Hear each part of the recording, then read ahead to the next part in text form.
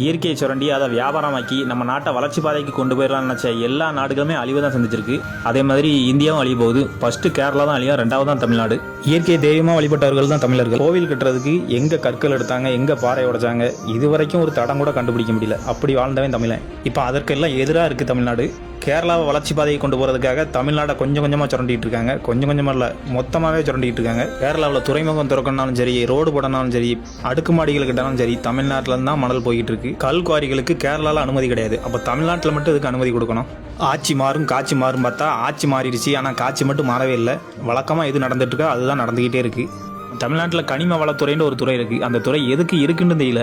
ஆய்வு பண்ணுதாங்க, சோதனை சாவடியில் போய் ஆய்வு பண்ணுதாங்க. அவங்க ஆய்வு பண்ணுறோம் எங்கே பண்ணணும், கல்குவாரியில் பண்ணணும். கல்குவாரியில் பண்ணி வெளி மாநிலங்களுக்கு நமக்கு கனிம வளத்தை கொடுக்கக்கூடாது.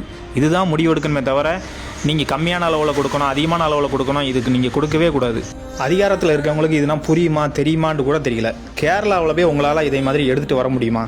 ஒரு லாரி எடுத்துகிட்டு வர முடியுமா? இந்த கனிம வள கொள்ளையை பற்றியும் கல்குவாரிகளை பற்றியும் எவ்வளோ வீடியோ எவ்வளோ பேர் போட்டுக்கிட்டே இருக்காங்க. அதெல்லாம் கவனிக்காதவங்க இதை கவனித்து நீங்கள் நடவடிக்கை எடுக்க போறீங்க. நீங்கள் நடவடிக்கை எடுக்கலாம், இயற்கை கண்டிப்பாக ஒரு நடவடிக்கை எடுக்கும். அப்போ எடுக்கும்போது புலம்பி எந்த பயனும் இல்லை, அவ்வளவுதான் சொல்ல முடியும்.